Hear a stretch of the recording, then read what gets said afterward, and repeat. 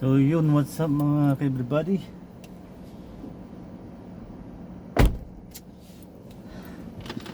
Tanghali na tayong gising. Nakaligo na rin pero hindi ako naglaba mga everybody kasi sama yung panahon, maalikabok. Siyempre pag kinampay ko sa labas, didikit yung ano ngayon. Kagabi late na late tayong naghatid mga everybody, umuwi sa bahay ngayon. Uuwi na yung bunso. Nakitulog siya sa kaibigan doon sa pinagkatitan ko. Ngayon isa-isa ko naman na silang iuwi. Una nang uuwi yung bunso, tumawag na. So tara mga kabady, samahan niyo ako mga everybody. Buhay family driver, tiyaga lang.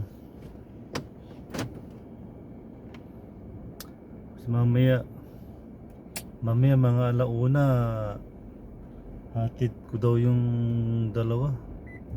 Nakakatulong, lalabas daw sila mga everybody.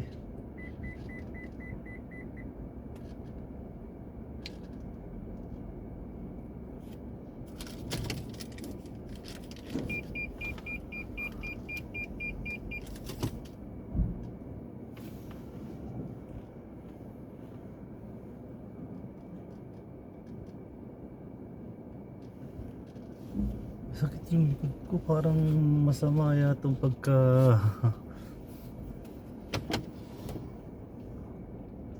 tara, let's go.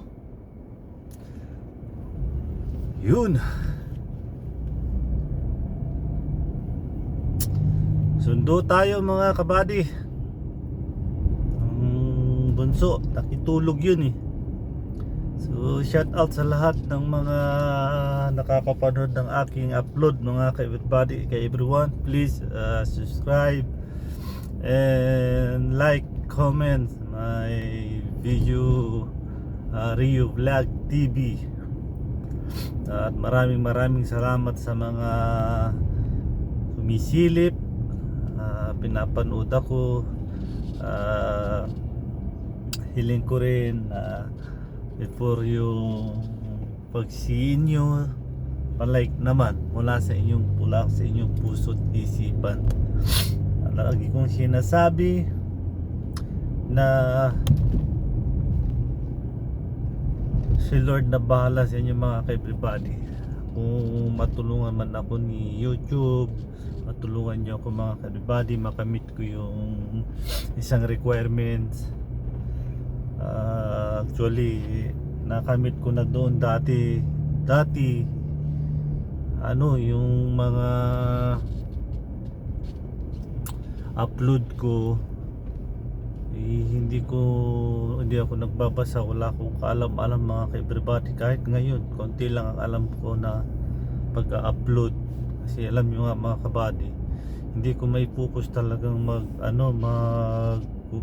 edit kung ano man yan.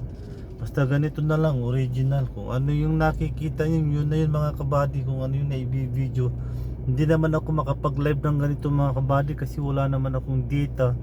Alam nyo naman, sa hirap ng buhay, ako ay nagtitipid din kasi 3 yung anak ko, ngayon 5 na. Ganun talaga mga kabady. Minsan hindi natin alam yung takbo ng buhay. Ang buong akala natin maayos yung galawan. Ganun talaga.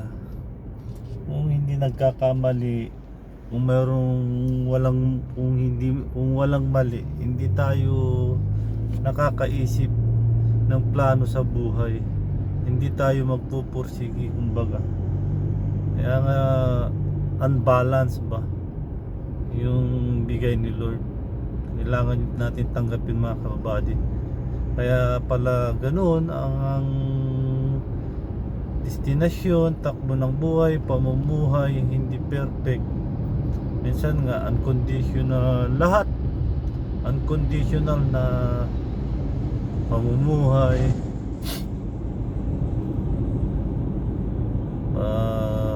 family. Merong masaya, merong hindi. Pero madalas nandyan nakadikit na sa life natin, parts of life natin yung problema. Kaya ito, ganito na lang ginagawa ko mga ka-everybody, ka-everyone. Wala akong masyadong kaalam-alam sa mga dati talaga kasi dati mga kabady,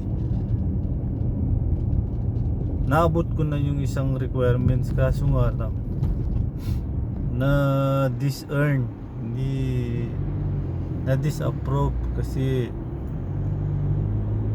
wala ko talagang balak talaga mga kabady, kung baka for fun lang upload, remix, minsan yung video ng may-ari nire-remix ko, mas marami pa yung views ko sa akin kaysa kanya.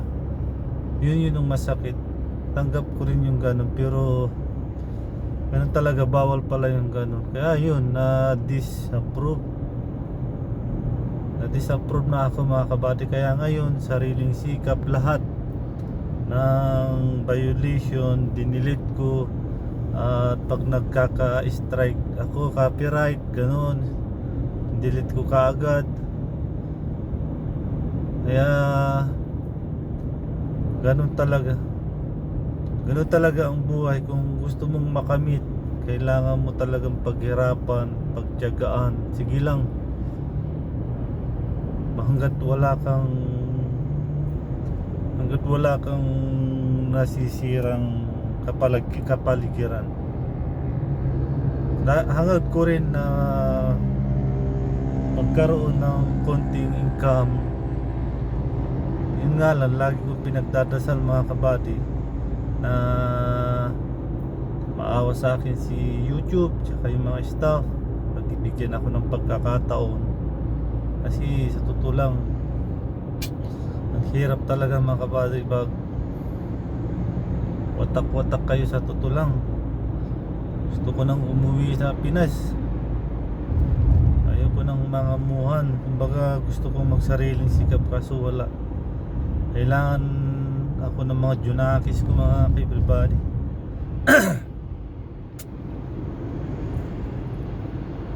alam ko yung status ng maging isang anak, maging estudyante, maging kabataan. Lalo na't masipag sila, nagsisipag sila, nag-aaral. Doon ako humuhugot mga ka-everybody.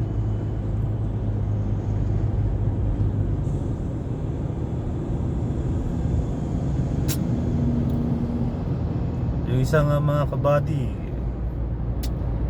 pangalawa ko, medyo napabayaan niya ng pag-aaral niya. Tapos na siya ngayon mga kabady, pero okay lang yun sa akin. Ang mahalaga, masipag siyang pumasok, masipag siyang mag-aral.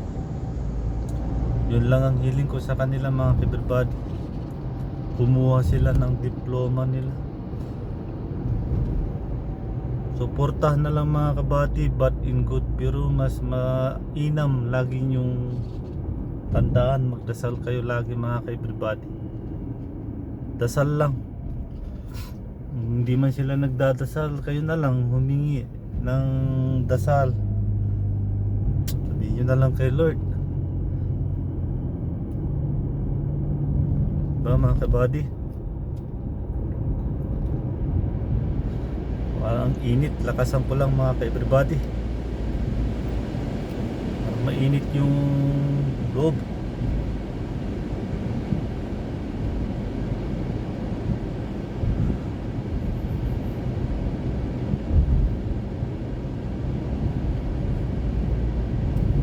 Ito yung dinaanan ko mga ka-everybody, everyone. Ito yung sa kagabi. Tignan nyo, tulog na tulog mga tao. Eh, ang linis. Ito kagabi yung punong-puno ang sasakyan, di ba mga ka-everybody, ka-everyone? Doon yun, doon sa dulo ko, dyan, ginirap dyan. Kanan kaliwa kanan ako dyan sa loob ng village na yan, sa kanan natin. Pero dito yung sana kagabi mga kabady, dito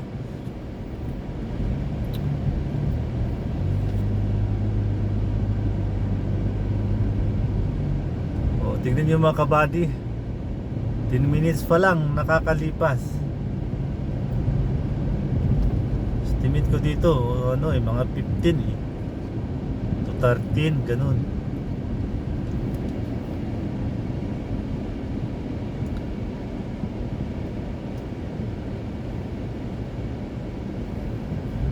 Parang sumakit yung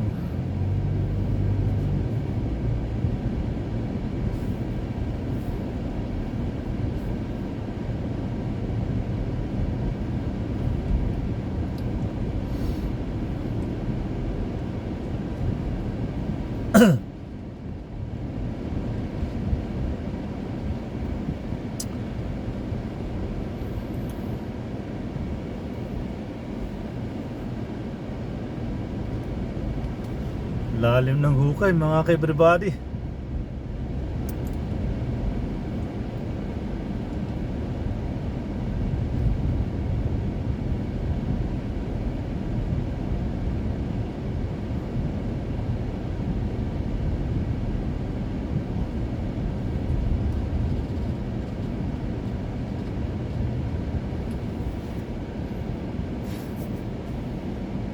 So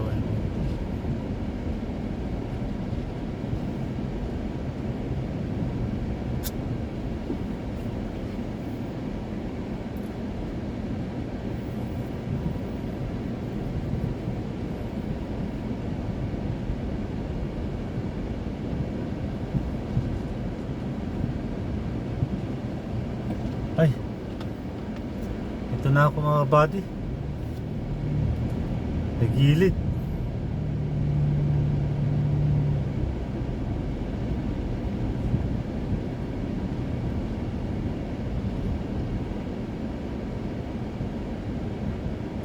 Yun o.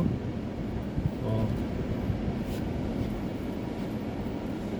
So hanggang dito na lang muna mga ka-everybody. Mabilis lang pag walang traffic.